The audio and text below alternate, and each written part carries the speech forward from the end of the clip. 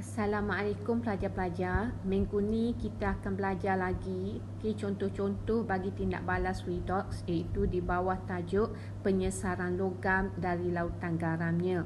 Tindak balas penyesaran logam pelajar telah belajar sebenarnya semasa di tingkatan 4. Semasa di tingkatan 4, pelajar cuma menjalankan eksperimen tindak balas penyesaran logam untuk membina siri elektrokimia, di mana dalam eksperimen ini pelajar hanya memerhatikan ada perubahan atau tidak. Jika ada perubahan bererti ada tindak balas, dan bila ada tindak balas, contohnya katakanlah kita masukkan kepingan, kita masukkan kepingan ferrum ke dalam lautan kuprum 2 nitrat. So apa yang kita dapati, kuprum 2 nitrat warna apa? Warna dia biru. Biru. Tetapi sekarang ni bila kita masukkan kepingan ferrum ke dalam lautan kuprum 2 nitrat, nampak dah ada perubahan warna. Bila dah ada perubahan warna, maknanya ada tindak balas. Ada tindak balas. Jadi bila ada tindak balas, apa yang pelajar belajar dahulu masa tingkatan 4, maknanya ferrum ini berada di atas kuprum dalam siri elektrokimia. Sebab itu ferrum dapat menyesarkan kuprum daripada lautan kuprum 2 nitrat. Begitu juga bila kita masukkan kepingan zinc ke dalam lautan kuprum 2 nitrat. Kepingan zinc ke dalam lautan kuprum 2 nitrat. So bila kita masukkan kepingan zinc ke dalam kuprum 2 nitrat, so kita nampak ada perubahan. Bila ada perubahan, maknanya kat sini zinc dapat menyesarkan kuprum daripada lautan kuprum 2 nitrat. Maka zinc lebih elektropositif. Begitu juga bila zinc dimasukkan ke dalam lautan plumbum 2 nitrat, nampak dah ada perubahan. Ini bermakna zinc lebih elektropositif berbanding plumbum 2 nitrat. Kemudian bila pelajar dah buat pemerhatian macam tu, dah boleh susun siri elektrokimia berdasarkan kepada eksperimen. Dan juga pelajar juga telah belajar macam mana nak membina persamaan kimia daripada tindak balas tersebut. Dan hasil daripada eksperimen, so pelajar boleh menyusun logam-logam mengikut siri kereaktifan logam. Siri elektrokimia berdasarkan logam yang lebih banyak menyesarkan logam lain daripada lautan garamnya, maka ia lebih elektropositif, maka ia berada di atas. Siri elektrokimia ini yang berada di atas lebih elektropositif berbanding berada di bawah. Maknanya yang berada di atas, kalau kita tengok takrifan untuk lebih elektropositif, apa makna lebih elektropositif? Lebih elektropositif maknanya lebih cenderung untuk melepaskan elektron, maka atom yang di atas dalam siri elektrokimia lebih cenderung untuk melepaskan elektron. Itu yang pelajar belajar semasa tingkatan 4. So sekarang ni kita nak kait daripada tindak balas tersebut, kita nak kait. Bila kita nak masuk tajuk redox, jadi kita nak mengaitkan tindak balas tersebut dari aspek redox. So kita tengok dari aspek redox. Kita tengok contoh seterusnya. Katakanlah kita masukkan masih lagi tindak balas yang sama, iaitu tindak balas penyesaran logam. Cuma kali ini kita nak tengok dari aspek redox. Bila kita masukkan kepingan kuprum ke dalam larutan argentum nitrat, apa yang kita dapati kat sini? Cuba kalau kita buat eksperimen, kita akan nampaklah. Larutan argentum nitrat ni warna apa lautan dia? Yang ni tidak ada warna ni, tidak berwarna, tidak berwarna. Bila dia tidak berwarna, cuba tengok selepas tindak balas, nampak dah larutan ni dah bertukar menjadi biru. Maknanya ada tindak balas. Kenapa ada tindak balas? Sebab kuprum dah dapat menyesarkan argentum. Kenapa kuprum dapat menyesarkan argentum? Kerana kuprum ini dia lebih elektropositif berbanding argentum, maka ada tindak balas. Jadi dua pemerhatian yang cikgu nak awak tengok kat sini. Pertama, lautan biru. Yang kedua, nampak dah ada ni. Dah ada apa dia? Dah ada pepejar. Pepejar kelabu. Terbentuk. So kita tengok seterusnya. Okey. Jadi apa yang berlaku bila kuprum lebih elektropositif berbanding argentum, maka atom kuprum akan melepaskan elektron membentuk ion kuprum 2. Kalau kita buat persamaan setengah, atom kuprum melepaskan elektron membentuk ion kuprum 2. Jadi bila atom kuprum melepaskan elektron, maka kuprum mengalami proses pengoksidaan. Bila kuprum mengalami proses pengoksidaan, maka kuprum bertindak sebagai ejen penurunan. Okey, so seterusnya kita tengok apa yang berlaku kepada argentum. Argentum tadi dari dalam argentum lautan argentum nitrat, maka argentum dalam bentuk ion argentum.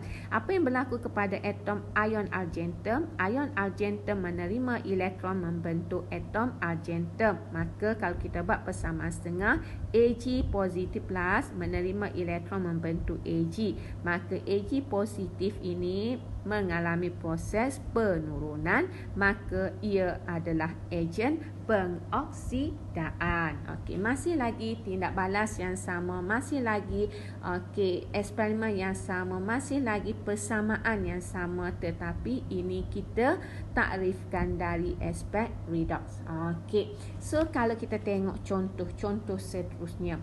Okey, bila kita tengok contoh seterusnya, kalau kita tengok katakanlah dia bagi kat sini magnesium dimasukkan ke dalam lautan kuprum 2 sulfat. So kalau kita nak bayangkan, kita bayangkan, cuba kita lukis diagram dia. Okey, kita lukis rajah dia. Okey, kita ada apa dia? Kita ada tabung uji. Kita recall yang kita buat eksperimen semasa tingkatan 4 hari tu. Tabung uji, dalam tabung uji ni kita letak apa? Kita letak larutan kuprum 2 sulfat. Kemudian kita masukkan kepingan magnesium. Okey, ni dia punya susunan radar, simple saja. Jadi apa yang berlaku bila magnesium dimasukkan ke dalam larutan kuprum 2 sulfat? Kita ingat siri elektrokimia. Kita ingat siri elektrokimia di mana magnesium ni lebih elektropositif. Apa makna lebih elektropositif? Maknanya atom magnesium ini akan melepaskan elektron membentuk ion Mg2+ kerana ia lebih elektropositif.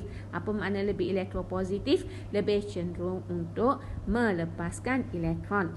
Jadi apa berlaku kepada ion kuprum? Kat sini ion kuprum 2, okey, kuprum 2 makna kuprum 2 positif menerima elektron membentuk atom kuprum. Okey, sekarang bila kita dah boleh buat persamaan setengah, maka kita tengok bila atom magnesium melepaskan elektron, proses apa kat sini? Proses pengoksidaan. Okey, apa peranan bagi Mg? Peranannya adalah ejen penurunan. Okey, apa yang berlaku kepada Cu2+? Bila dia terima elektron, apa proses yang berlaku kat sini? Sini berlaku proses penurunan. Okey, bila berlaku proses penurunan, maka apa peranan Cu2+?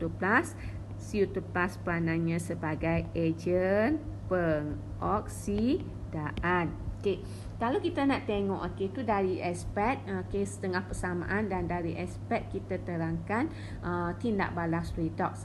Okey, kalau katakanlah tadi cikgu cerita tentang redox dari aspek elektron, atom magnesium melepaskan elektron. Dekat sini kita juga boleh nak terangkan tindak balas redox dari aspek nombor pengoksidaan. So macam mana kita nak terangkan dari aspek nombor pengoksidaan? So kat sini kalau kita tengok nombor pengoksidaan magnesium apa? Okey, atom kan selalunya kosong. So yang ni berapa? Positif 2. Sama juga Jadi nombor pengoksidaan magnesium bertambah daripada kosong ke positif 2. Kalau bertambah, proses apa? Pengoksidaan. Okey, kuprum pula daripada positif 2 kepada kosong, berkurang nombor pengoksidaan, jadi proses apa? Proses penurunan. So sama saja kita nak terangkan, okey, aspek apa tu tindak balas redox, sama ada dari aspek elektron ataupun dari aspek nombor pengoksidaan. Itu yang pertama.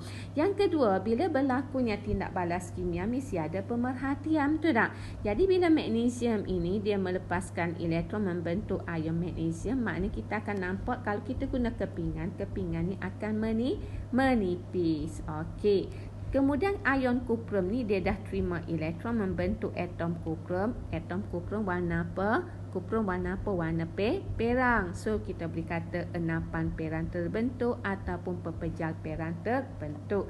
Jadi cikgu rasa kita boleh penuh jadual ni, penuh persamaan setengah untuk pengoksidaan. Macam mana persamaan setengah untuk pengoksidaan? Iaitu magnesium Mg melepaskan elektron membentuk ion magnesium. Kuprum pula Cu2+ terima 2 elektron membentuk Cu. Jadi kat sini kita boleh kata apa dia? Kepingan kepingan Mg menipis.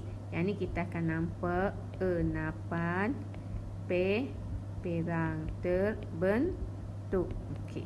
Sekarang kita nak buat persamaan keseluruhan. Persamaan keseluruhan kalau kita ingat balik apa yang cikgu terang sebelum pada ni So kita ada persamaan setengah Mg menghasilkan Mg2+ plus 2 elektron. Satu lagi kita ada Cu2+ plus 2 elektron membentuk Cu. So kita kena campur setengah-setengah ni.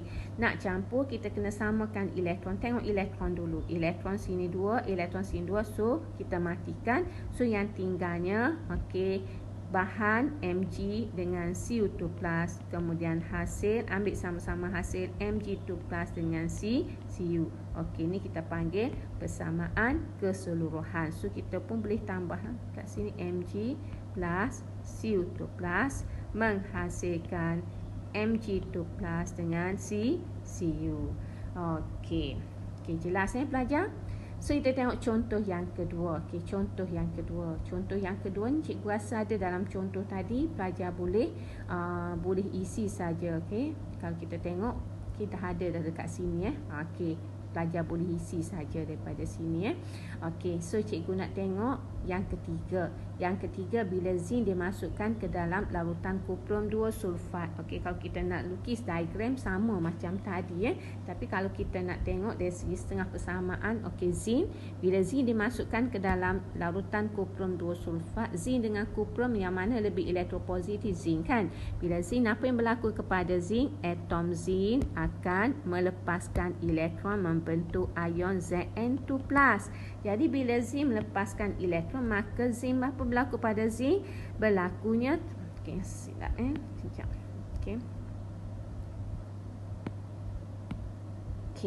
Jadi 2+ plus 2 elektron. Jadi bila atom zinc melepaskan elektron, maka atom zinc mengalami proses apa? Pengoksidaan. So bila dia mengalami proses pengoksidaan, maka zinc bertindak sebagai apa? Bertindak sebagai ejen penurunan.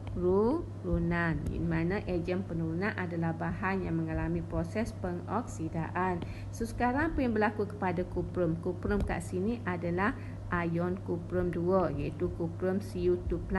So Cu2+ akan menerima 2 elektron membentuk Cu. So bila dia terima elektron, proses apa? Proses penurunan. So bila dia mengalami proses penurunan, maka ion kuprum 2 bertindak sebagai apa?